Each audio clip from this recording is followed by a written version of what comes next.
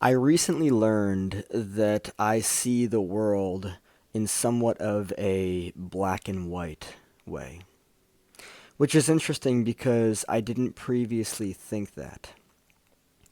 So, what does this mean? It means that I developed a belief that the world is a good place, right? I could have also believed that the world is a bad place, but the world is neither. And I know why I developed this belief. Not going to explore that in this video, but I developed the belief that the world is a good place. And whether I believe that it's a good or a bad place is irrelevant.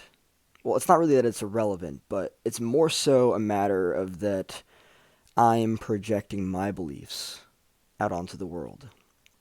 My beliefs of what the world is, right? It also has a lot to do with myself and how I see myself. The world is neither good nor bad. It's just the world. And it's interesting because as I learned this, I mean, I would also argue that this is something that I previously knew, but I suppose that within the realm of my unconscious or subconscious, I didn't really realize that that belief was there, right? And so I've also been reading this book called Awareness. And this book really it melts away the layers of conditioning of the program, and it allows a person to recognize that they have seen themselves, people, life, the world through a very specific filter or lens, right?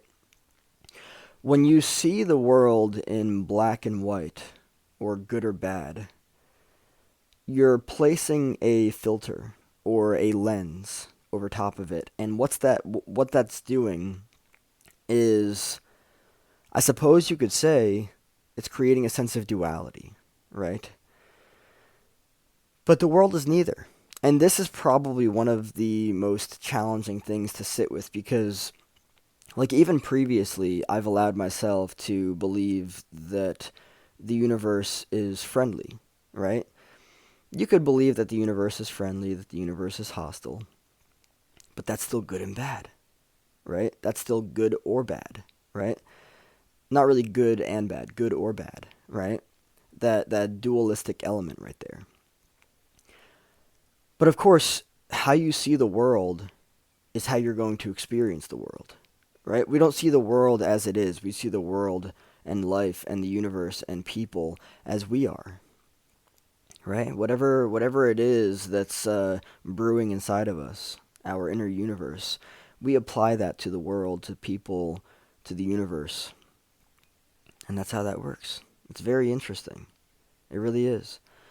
And so as I learned this recently, I really sat with it and I was like, there's a lot here. There's a lot to understand about myself and understand about the way that I approach myself and the world and people and life and the universe and these learned beliefs that are shaping my reality. It's like, whoa. It's very interesting. And it completely transforms how I see myself and the world and life. There is so much that is left unaware of, right? Or I suppose it could be called the unconscious, right? I think it was Carl Jung that was exploring the unconscious. There's so much there. There's so much that we're unaware of, which is why also I think it's interesting that I'm reading this book called Awareness, right?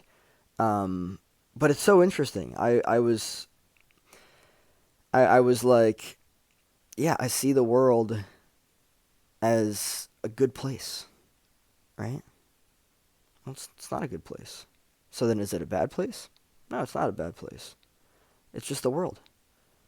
The world is the way that it is, regardless of the way that I choose to see it, right?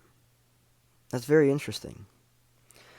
It's very interesting that we have these beliefs formed about ourselves, about life, about the world, about people, about the universe. They're just our beliefs. It doesn't mean that that's accurate as to the way that everything is out there. It just means that it's our beliefs. And then we go out into the world and we experience it as we believe it to be. We experience it as we see ourselves. The way that we experience everything outside of us is a result of how we see ourselves. That's it.